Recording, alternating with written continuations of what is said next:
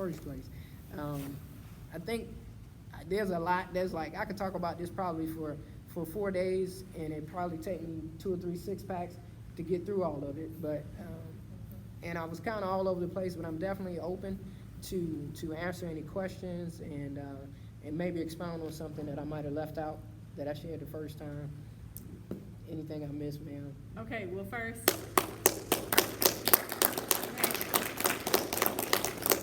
I know you're getting a lot of claps online too, so that, again, you said it's not an amazing story. To me, it's an amazing story of resiliency. Like, I can't imagine going through so many years of battling, and then at the end of the day, the biggest place where my hat goes off to you is it didn't matter what rank you were, at what point, you were still giving back. The chief stripe to me was the icing on the cake. I know it was the goal. To me, it was like the reward for all of the craziness that you went through. But hearing your story and hearing how much you gave back to people as a senior math sergeant, it didn't matter, line number removed, red line, it did not matter, because you were giving back to people. And I think that's why in the end you were so blessed to come back on active duty. So again, I've been awed by this story. This is the 3rd time that I've been honored to hear this story. So I don't want to sit here and ask the questions. I want to hear from you all. What questions do you all have? And while you kind of formulate those a little bit, MTI Trick, the one question we have online so far is, what were the years that you were at Germany? It was 08 to 11? Mm-hmm. 08 to 2011. Okay, so audience, online, what questions do we have? The other question from the Zoom was, what was your date of rank? 1 August 2011. Okay, so the Zoom Data rank, 1 August 2011. And then there was a comment on here. It just says, Chief, I couldn't imagine going through that ordeal. Your resilience and determination is inspiring. I have a question. As a woman in your role, as a woman in your position, how do you manage perception/assumptions? I've been struggling in recent months with being perceived as too outspoken or overreacting when I speak up about anything, especially if it comes to holding folks accountable or calling them out on BS. However, my male counterparts' decisions, comments are never questioned. I'm the only Black female NCO or otherwise in my unit.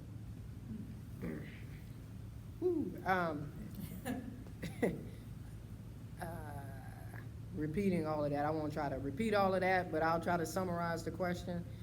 In a nutshell, if I'm understanding, how do you deal with the perception of being perceived as aggressive if you're outspoken, being perceived as aggressive, overreacting if you're outspoken as a female, specifically this is a Black female, when her male counterparts do not receive that same type of treatment or consideration.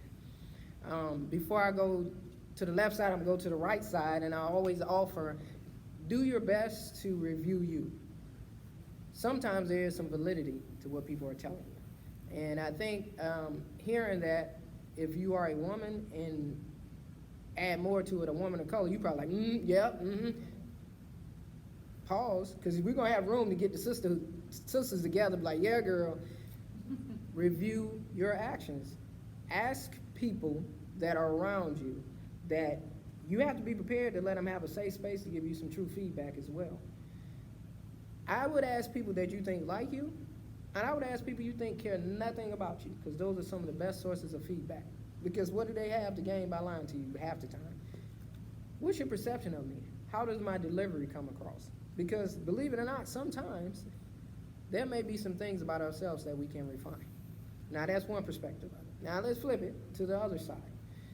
Definitely not a stranger, not foreign to me to either be ignored as a female making a statement, and then a male counterpart says the exact same thing I said or something very similar, and everybody is all over it. Or I'm angry. I got an attitude. I'm a hothead. I'm a bee. I fire off too quick. So that is where I believe in trying to educate and put the mirror on the other people too. We can try to blast people as a group, but I ask people to look at their objectives and think about that. Is your objective to just put the person on notice and highlight that they did it? Or is it to get them to recognize it, believe it, and have value in possibly changing their behavior? And I would like to think it is in an effort to add desire for them to value and change their behavior. If that's the case, the method of approach is gonna be very important at times. Where you can, sometimes it's a divide and conquer. Sometimes it's to get one person aside and say, hey, why is it that when this, and this, you engage me this way, but not this person? Are you aware that you do that? Sometimes it's a group of people. Can I get some time with you? Sometimes it's not you at all. You may have to have an ally. As a section supervisor, now called IS, at the 324, my interim section supervisor was a white male, real tall knucklehead, now Chief Shokoff over at the Mayor Wing. He's back here in the game. People would listen to him like goat. Now they're gonna listen to me in my presence, but if you get what I'm saying, when I'm not around, I'm being doubted, second guessed. Him, no issue. And we would divide and conquer. We had a team, we were locked in. People couldn't believe, well, there's no way him as a white male working as an interim for a black female that he really wants to be doing that. They had no idea. We were truly brothers and sisters. We were locked in. And so we had strategy, we talked through stuff. So sometimes I wasn't even the messenger. He might be the messenger to talk to people about their behaviors and interactions with me or others. So we do that. And don't get it twisted either, because you know I'm a nutbag. Sometimes you absolutely need to blast people where they stand. You're gonna have to fool with me right here like this and your intentions are purely evil. And if I allow you to walk away from this space, having engaged me in the manner in which you did, I have junior members who are gonna think that's how they're supposed to act, or that's the treatment they should receive, and I'm gonna have senior members who believe the same, not on duty. So it depends, it's situational based. What else? The second question was, how did you remain so resilient during the entire process? And then a side note that your uniform looks awesome. Well, first about the uniform, thank you. Not my hair though, I know. Shout out to my stylist, Van Treese. You know, I'm gonna try to get a hair appointment tomorrow. I couldn't get it in today because Senior Warren made me come over here to do this. Anyway, resiliency throughout the whole process, variety of sources, like I said. There was some very dark moments. I doubted many things, but I never doubted God. I never doubted God. I doubted me. I never doubted God. I had angels in many forms constantly around me, whether it was a phone call, text, an email. Old drunk dude at the Valero who said something as I was walking in the door. I'm dead serious about that. I tell people, don't block your blessings. We're so busy about being busy in life, we miss out on angels sometimes. What if God was one of us? The person that's standing there looking dirty as you're about to walk into the gas station, you expect that they're about to do what when they walk to you? Come at you for money. Trying to get some money, right? So you got your game face on, you prepared to say, kick rocks, ignore them, or sorry, I ain't got it. What if you try to remain open-minded and wait? What are they gonna say to you? What if they wanna pray for you? What if they have a message for you? They may very well ask you for money, and you may have money that you're willing to give. Or either you don't. Either way, why do you have to arm yourself up to get ready to be mean, to say no? Because people do that. We brace ourselves. Let me get ready. I know what they're about to say. So I had angels like that. Music is a big thing for me. Family and friends, believe it or not, the young lady that they accused me of engaging in all these things with then, she was helping me through a difficult time. But for her, I don't know what would have happened to me when I came back from the death of my cousin. Really, I was no stranger to death. I grew up from age 3 up. That's what I knew, people dying around me a lot. Don't try to say I was at fault, because I didn't do that. I'm saying these were natural deaths now. Don't look at me. But this was literally my best friend, and who happened to be my cousin, and I struggled. And so coming back, her and her family brought me groceries. They met me with groceries. Blew my mind away. It was that act of kindness. So the fact you fast forwarded into something that was way crazy. Now, extremely attractive lady, beautiful. Were we engaged in what they said? No, we were not. Years went by, guess what? Her and I are extremely close now. Very, very close. That relationship was not destroyed. Had she not been a married woman at that time, and you would have asked me, yeah, that's Janet Jackson right there, I would have, yes, absolutely. Shut it up, don't be asking. But no, not what they accused us of, but I was fortunate enough to be able to maintain a relationship with her that wasn't damaged by all this craziness, and then we're still very good allies to this day. What else? That's all that's on here, ma'am. All right. Any questions from the audience? I got one. So Chief, you were saying, you know, how you made Chief at first, your values in that, if I heard you correctly, were not necessarily in line with the Air Force. So Correct. It sounds like there's a blessing in disguise that you had by being delayed into this process. What are some of the big, I guess, lessons, blessings that you took on throughout this process, whether it's through learning, understanding the process, being able to pay it back to folks that you may not have been able to impart at this stage of your career versus had you made Chief like right off the get-go and not had this come up? So the blessings and lessons and things that I gained from having to go this route that I would not had I gone the other route are so many, sir. But I will tell you, off top, had I put Chief on, I would not have had an opportunity to go to Andrews and meet the awesome people I did at AFLOR. I would not have had an opportunity to fully understand the construct of the JAG Corps from headquarters level. I would have not met the people I did there in DC. I would not have had a chance to run into the most awesome mentor I probably ever had again, General Dunbar, in the manner in which I did. The human element, learning more about people, how to help take care of them, how they tick on certain levels. My moral compass, as I told you, and my values, and I love being able to sit here in BMT now. This is my second time going through the BMT Leadership Orientation course, where we talk about the kids with values. People assume a lot of times, I think it's very black and white, cut and dry. The Air Force Corps values, you got to get here and you own it. No. I talk a lot to my instructors and the trainees about a C, a significant emotional event. To change values and belief systems, you usually need to go through a C, a significant emotional event.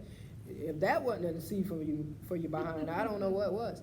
I wasn't way left like a gangster or something living in the Air Force trying to be opposite, but my values weren't like this. Can we live and function an entire career and our values not be 100% aligned? Absolutely, clearly we could. But I just smile every day because I get it. And I'm on that side now. I have a testimony. You know, we don't have to go to church, but I can literally sit and talk from the first day training to a general officer maybe struggling with something, or maybe not them, maybe someone's child going through something, or another loved one. Going again to people I met at AFPC, learning the processes at AFPC, all the programs there, how it works. I would have been a baby chief trying to tell people how to get at life, and I don't even know how about life yet, probably. So a 20-year chief versus now. I hit 30 years on Friday, by the way. I want y'all to know. I think I would have fought hard to get my people the right information, but now I got it. I've lived it. I've worked it. I've walked it. Wounded Warrior Program. Lived it, worked it, walked it. And now not only can I be an advocate for it, I can talk people through the process of what to expect and that kind of stuff. So the blessings are countless, and they're still coming in. I'm still getting ways to see it. And for those of you sitting there wondering if there's going to be a retirement ceremony because I hit 30 on Friday, no, because the board gave me an extra 4 years from the date of return to serve. So I've already done one. I got another 3 years if I want it. And I have no active duty service commitment. So what does that mean? That means if I get mad at senior right now, I can get up and take off this uniform and leave. I can quit. Does that answer? Yes, sir. Thank you very much. Wow. So I know you have hit the ground running in the last year. So speaking of time and how much time you have left, you have absolutely hit the ground running. So for those of you that don't know, Chief and I have a mutual friend, mutual coworker rather, and I meet up with this young lady for lunch last year, and she tells me that she's in town to go to Chief's welcome back to active duty party. And I'm like, what? Who is this Chief you're talking about? So I got to hear this story from a third party perspective, and it was just as awesome hearing it from her, from someone that Chief had worked with, I think like 8 years prior to that. So then Chief popped up on the 320th Training Squadron's books where I was at the time, and I asked our squadron superintendent, who the heck is this other chief lady? Are we about to have 2 chiefs? What's going on? And he was like, yeah, it's this chief. She came back to active duty. She's got to sit on our books for now. And he didn't quite know. And then I started putting 2 and 2 together, and I'm like, that's the chief. Like, no, like, you got to hear this lady's story. It's crazy.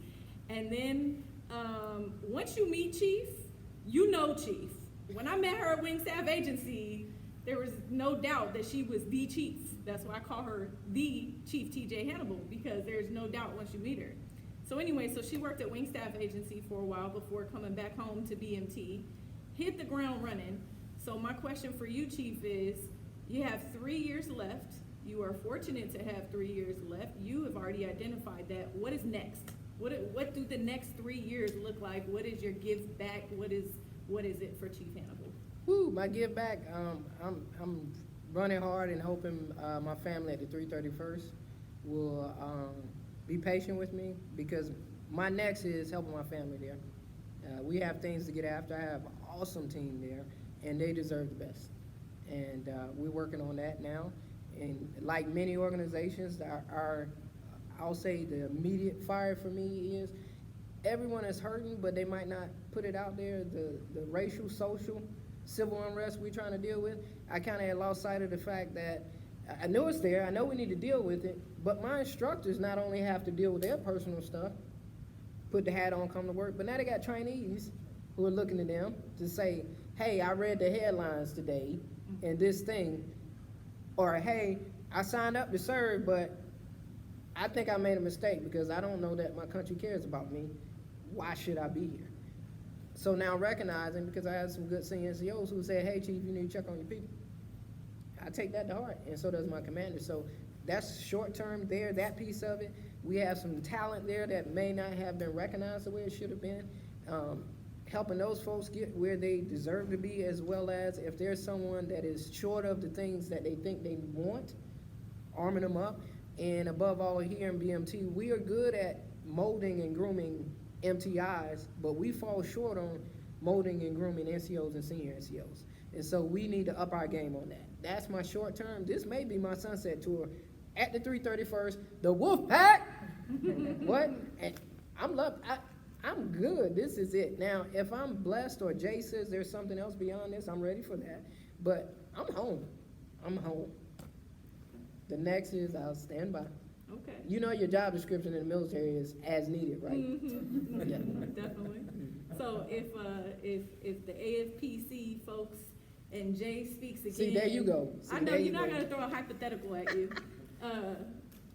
If they said, you know what, we made a huge mistake in what we did to you before, and then bringing you back was the best thing we could have done, and they gave you another couple years to serve, would you just keep on going? Oh, now I didn't say I was gonna do the 3 right now. I said I could, so I don't even know about that. I'm just, I'm like, hey, wait a minute. If there's more to it, then they'd be saying, Chief, you gotta move. And I finally got my dogs in some good schools here, so I don't know. No, I don't know. The 3 years, I possibly, most likely, will do the 3. Beyond that, I doubt. Essentially, I'd be pushing. It was a hypothetical. Man, I gotta do a PT test. What are you saying? Hey, I still get an excellent coming out of retirement. I want you to know that. That's awesome. That's because Colonel Gennaro's had us out there in that heat 3 times a week at 1600, Yes. jumping around at the Fit Fact, but I appreciated it. Yes. All right, well, that's all I have for you, Chief. Audience, one last chance. Any comments on Zoom? Yes, ma'am. In regards to, so one of my mantras is passion over promotion in politics, right? So, but in my efforts in living by my own mantra, right, I'm at a crossroad right now. I'm trying to attack that passion at the same time while not losing myself and attempt to not get caught up into the promotion in politics. But what I don't want to do is sell myself short. What's your opinion on that? You said passion over promotion and politics. I like it. I love it. And I understand what you're saying at, potential crossroads. And if I get to put my own words on it is, you don't want to lose you in trying to get this. I think you can do both. Absolutely. Being strategic about it, and I'm sure you've come from great mentors. What house you at right now? I'm sorry? Where you at right now? What squadron did you come from? But what house did you come from? From the 23rd. 23rd, did you? Oh, okay. And the 26th. I thought you came from a certain KC young man I know. Anyway, point being, yes, you have to take inventory periodically, I think, to assess yourself.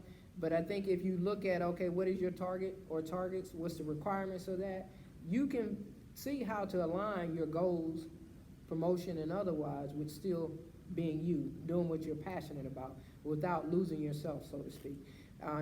Sometimes it does take sessions with mentors, and not just mentors that are in your immediate work environment. Sometimes they're OCONUS, or they're otherwise, they may be retired, they may be civilians, they may not be military at all. Just talking through sometimes, how do I do that? What does that look like? What steps do I need to take? You know, people talk about not wanting to check boxes for promotion. In theory, no, you shouldn't, because if you're doing a thing just to get a thing, I'm concerned. However, are there boxes we need to check? Yes. Are they gonna be looking for you to have a degree to get to certain ranks? Is that something that's there? Yeah, no? Degree a thing? Yeah, degrees are a thing. Is that checking a box? Yes, but does it align with something you want to do anyway? Does it improve you? Does it help strengthen you? And in helping to strengthen you, does it make you be in a better position to help strengthen someone else and take care of someone else? So I've had the fortune of working with great mentors, even especially BMT. We had some BMT icons, as we called them. I mean, hands down, none better MTIs. They weren't even Blue Ropes. Their passion was pushing flights. And they trained so many people, so many MTIs, but in staying focused on only pigeonhole that passion of pushing flights, they didn't look at developing themselves by way of promotion, PME, off-duty education, or other means so that they could grow, become larger than life, so they can touch more people and still engage in what they were directly passionate about. So we can get together and chat more specifics about it, but yeah, I absolutely believe you can do both. I don't believe in selling yourself out, and I don't believe in losing yourself where possible. I think we may get off course, but that's where that self-inventory and good peers and mentors come in to help you come back to it. Thank you. There was one more on the chat, but then the chat closed. But if I remember correctly, the question was, what did the homeless man say to you? I have many homeless people. I say that one just as an example.